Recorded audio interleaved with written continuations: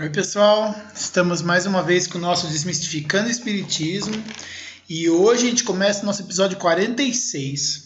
Eu havia dito no último episódio que a gente terminaria o livro terceiro nesse episódio, né? Mas depois de estudar um pouquinho o capítulo, eu achei melhor dividir em três partes, são três partes curtas, né? Mas eu acho que ele é um capítulo importante porque ele olha por aspectos diferentes da questão da perfeição moral, que é a última abordagem que o Kardec faz no livro terceiro, né? Como se fosse uma espécie de um apanhado com relação às virtudes e os vícios que a gente tem envolvendo todos os aspectos do nosso desenvolvimento moral, né? Então, eu vou começar esse episódio falando dessa questão das virtudes e dos vícios, né? Aí no próximo episódio eu vou falar um pouco sobre as paixões e o egoísmo. E no terceiro episódio, né, no episódio 48, eu vou falar do que ele chama das características do homem de bem, ou seja, de uma boa pessoa, né? E do conhecimento de si mesmo, e com isso encerrar o livro terceiro, tá bom? Então, vamos lá. Então, capítulo 12 do livro terceiro, Perfeição Moral. As virtudes e os vícios. Aqui ele deixa até uma nota do tradutor que ele fala que na segunda edição da França o Kardec tinha chamado esse tópico de questões morais diversas, mas depois ele mudou para as virtudes e os vícios porque é do que trata no fim das contas essa sessão, tá? Então, questão 893. Qual a mais meritória de todas as virtudes? Ou seja, qual é a virtude que tem mais mérito, que tem mais valor, né? A resposta é: todas as virtudes têm o seu mérito, porque todas são sinais de progresso no caminho do bem. A virtude, sempre que há uma resistência voluntária ao arrastamento dos maus pendores, ou seja, a essa sensação de ser arrastado pelas más tendências, né? Mas a sublimidade, né, o que tem de sublime na virtude, consiste no sacrifício do interesse pessoal pelo bem do próximo, sem segundas intenções. A que tem mais mérito é a que se baseia na caridade mais desinteressada. 894. Há pessoas que fazem o bem espontaneamente, sem que precisem vencer quaisquer sentimentos contrários. Elas terão tanto mérito quanto as que têm que lutar contra a natureza que lhes é própria e a vencem. Quer dizer, aquela pessoa que naturalmente é boa, ela tem mais mérito, ela tem tanto mérito quanto aquela pessoa que tem que lutar contra a natureza dela, de não ter todo esse mérito, de não ser tão boa assim, ter que lutar para ser melhor?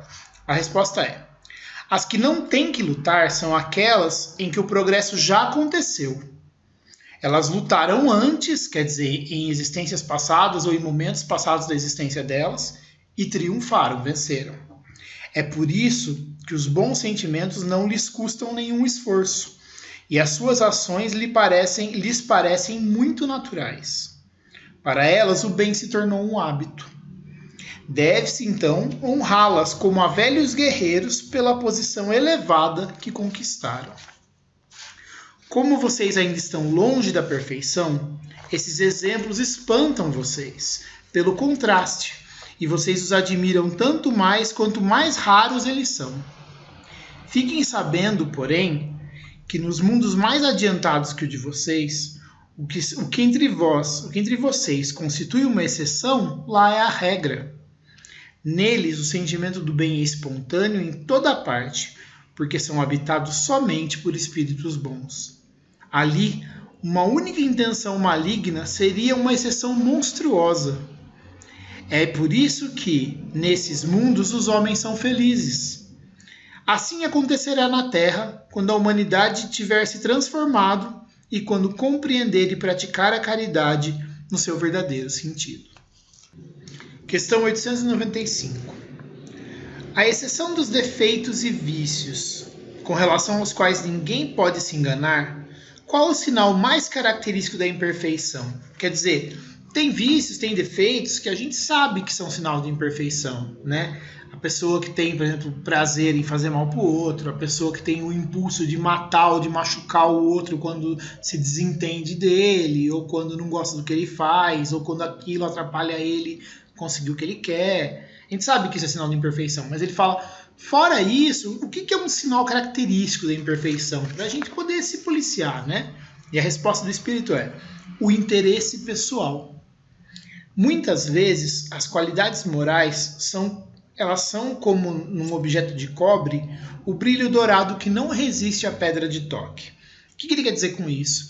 O cobre ele tem aquele brilho que é meio dourado, meio amarelado, né, bonito, mas ele com o tempo ele vai mudando de cor, ele vai oxidando, né?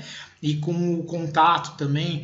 Então ele fala assim, então tem muitas pessoas que as qualidades morais elas são uma coisa que não aguenta muito o rigor do tempo, né? Ela não aguenta ser testada. É isso que ele quer dizer, e ele explica na sequência. Um homem pode possuir qualidades reais que levem o mundo a considerá-lo um homem de bem. Mas essas qualidades, embora sejam um sinal de progresso, nem sempre aguentam certas provas, bastando algumas vezes que se fira a corda, ou seja, que se toque a corda do interesse pessoal para que o fundo fique a descoberto. O que ele quer dizer com isso? Ele fala assim, olha, tem pessoas que elas têm qualidades, são qualidades que ela tem, as pessoas olham para ela e falam, nossa, essa é uma pessoa boa, né? Uma pessoa com boas intenções e tal. Mas se mexeu no interesse dela, já era. Mostra o que ela tem, bota aquilo para fora, o que ela tem de pior, né? Aí ele continua. O verdadeiro desinteresse é coisa tão rara na Terra que é admirado como um fenômeno quando se manifesta. O apego às coisas materiais é um sinal notório de inferioridade, porque quanto mais o homem se apega aos bens deste mundo, tanto menos compreende o seu destino, o destino dele, né, enquanto ser humano. Pelo desinteresse, ao contrário, ele prova que vê o futuro de um ponto de vista mais elevado. 896. Existem pessoas desinteressadas, mas que não têm discernimento, que gastam os seus haveres, né, as suas posses, sem proveito real, porque não lhes dão um emprego racional. Elas terão mérito nisso? Ele quer dizer assim, tem gente que não é apegada com as coisas, mas que também torra de qualquer jeito que tem. Não se preocupa de fazer um uso útil das habilidades, dos recursos, do dinheiro, das posses que tem. Ele fala assim, esse tipo de desapego tem mérito? Essa que é a pergunta, né? E a resposta é, eles têm o mérito do desinteresse, mas não o do bem que poderiam fazer. Se o desinteresse é uma virtude, esbanjar de maneira irrefletida é sempre, no mínimo, uma falta de juízo. A fortuna não é dada a uns para ser lançada ao vento e nem a outros para ser enterrada num cofre forte. É um depósito de que terão que prestar contas, porque responderão por todo o bem que podiam fazer e não fizeram, por todas as lágrimas que podiam ter enxugado com o dinheiro que deram aos que dele não precisavam. Ou seja, né, todo recurso que você deixa de usar de maneira útil, todo bem que você deixa de fazer, é um problema. Né? Você vai ter que lidar com as consequências de você não ter feito o bem. Então, se você tinha o dinheiro, não era apegado com ele, mas torrava com porcaria, não fazia o bem para ninguém, e estava desperdiçando dinheiro com coisas que não tinha necessidade, então estava cometendo um erro também. Né? Porque ao desperdiçar, ao invés de ajudar aquele que precisava, de fazer uma coisa útil, de repente, às vezes não é necessariamente fazer uma caridade, mas às vezes é fazer uma coisa útil com o dinheiro, aplicar ele, por exemplo, no desenvolvimento de alguém ou de alguma coisa. A gente pode fazer inúmeros exemplos, né? Mas a questão é, se você não faz um uso útil daquilo que você tem, você é responsável por aquilo. 897.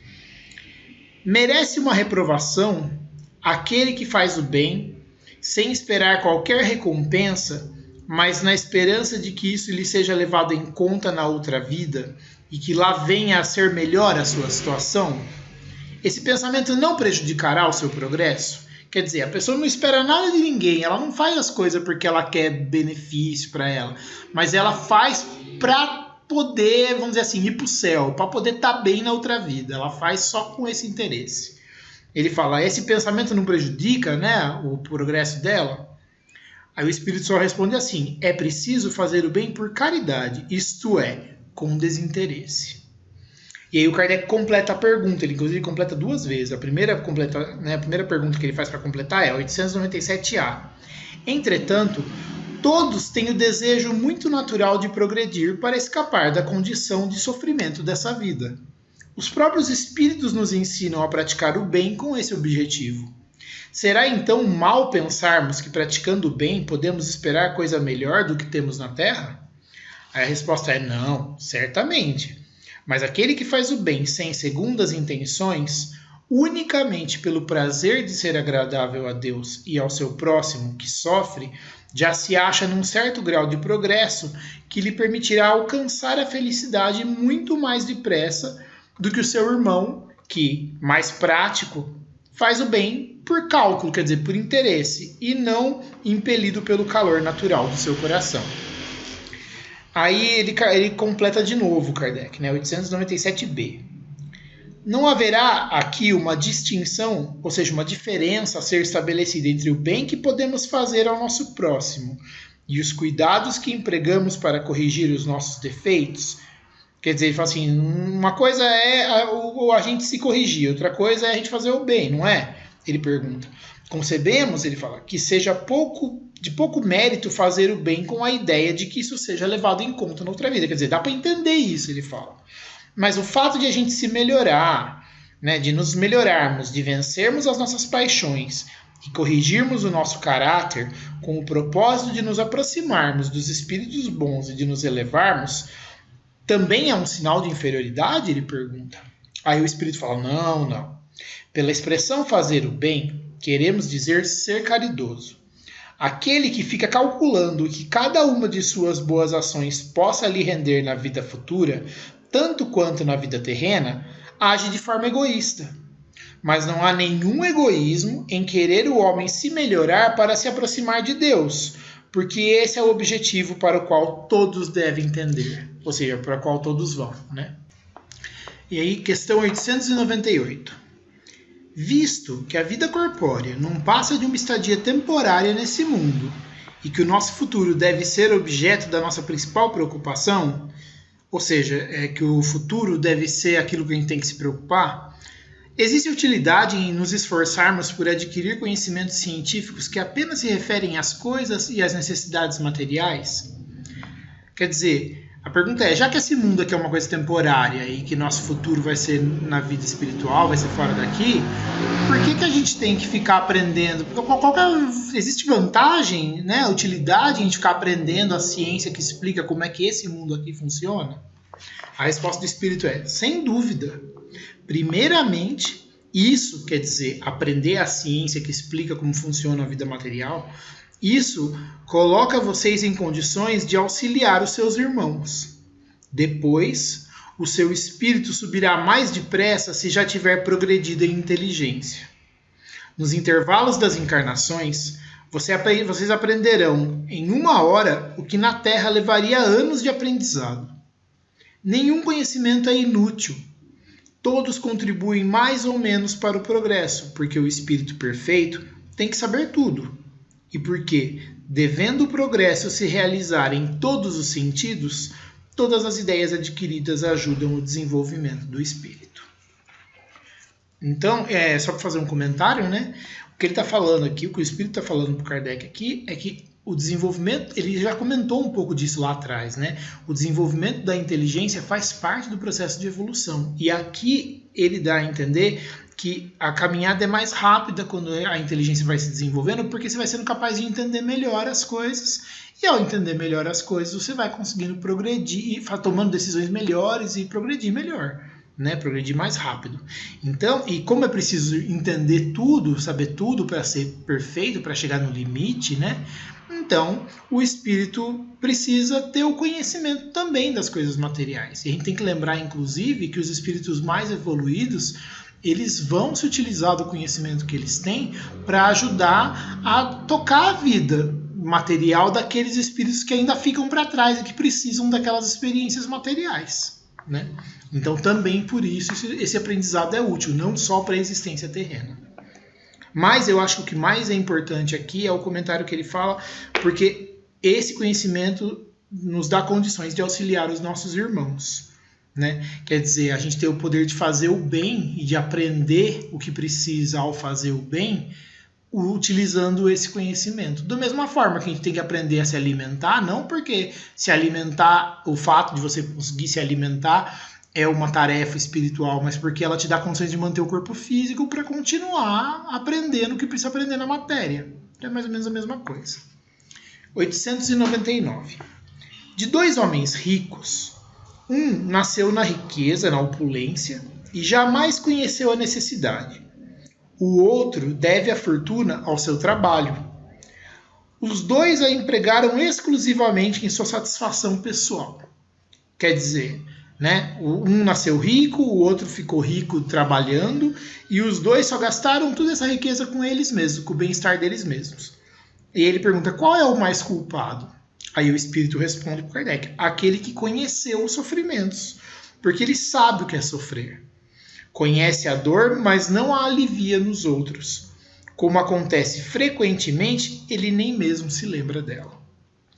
900. Aquele que acumula incessantemente, sem fazer o bem a quem quer que seja, achará uma desculpa válida na ideia de que acumula com o objetivo de deixar maior soma aos seus herdeiros.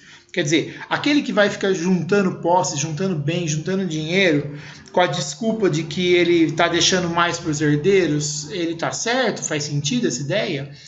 A resposta do Espírito é, isso é um pacto com a consciência má. Questão 901.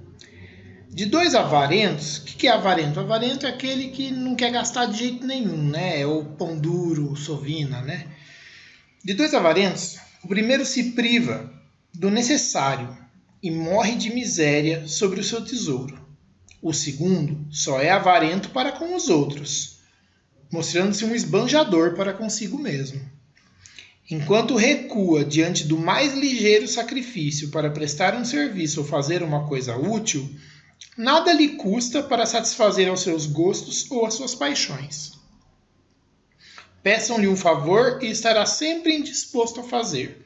Contudo, se quiser realizar uma fantasia, terá sempre o bastante para isso. Qual o mais culpado e qual se achará em pior situação no mundo dos espíritos? A resposta é aquele que aproveita, porque ele é mais egoísta do que avarento. O outro, que é aquele que morreu na miséria tendo o dinheiro, né? Tendo os recursos, o outro já recebeu parte de seu castigo. 902. Será repreensível cobiçar a riqueza quando se é levado pelo desejo de fazer o bem? Aí o Espírito responde, não resta dúvida de que tal sentimento é louvável quando é puro. Mas será sempre bastante desinteressado esse desejo? Ele não esconderá nenhuma intenção pessoal disfarçada? Na maioria das vezes, a primeira pessoa a quem desejamos fazer o bem não será a nós mesmos? E ele deixa essa pergunta no ar. 903. Tem culpa a pessoa que estuda os defeitos alheios? A resposta é, se for para criticá-los e divulgá-los, há grande culpa, porque será faltar com a caridade. Mas, se o fizer para daí tirar algum proveito, para evitá-los, tal estudo poderá ter alguma utilidade. Não se deve esquecer, porém, que a indulgência para com os defeitos alheios, ou seja, a gente deixar, ignorar, deixar para lá os defeitos alheios, a tolerância, vamos dizer assim, com os defeitos alheios, é uma das virtudes que fazem parte da caridade. Antes de censurar as imperfeições dos outros, veja se não poderão dizer o mesmo ao seu respeito.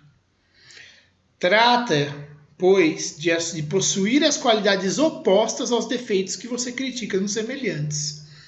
Esse é o meio de se tornar superior a eles. Se você os censura por serem avarentos, seja generoso. Por serem orgulhosos, seja humilde e modesto. Por serem duros, seja brando, quer dizer, seja manso, tranquilo, né? Suave. Por agirem com mesquinhez, seja grande em todas as suas ações. Em resumo, haja de forma a que não se possa aplicar a você estas palavras de Jesus.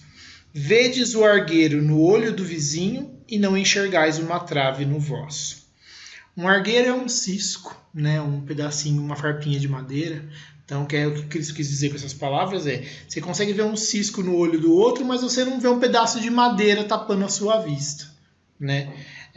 Então, ele quer dizer assim, resumindo, haja de maneira que quando você tiver que apontar alguma coisa do outro, você realmente possa estar em condição de falar dele, né? E apenas se isso for útil. Caso contrário, seja caridoso e não faça isso. Questão 904. Haverá culpa naquele que sonda as chagas da sociedade e as expõe ao público? Ou seja, aquele que pega as coisas ruins que tem na sociedade e expõe elas para o público? A resposta é: depende do sentimento que o inspira. Se o escritor apenas deseja produzir escândalo, trata-se de um prazer pessoal que proporciona a si mesmo, apresentando quadros que são antes mal do que bom exemplo.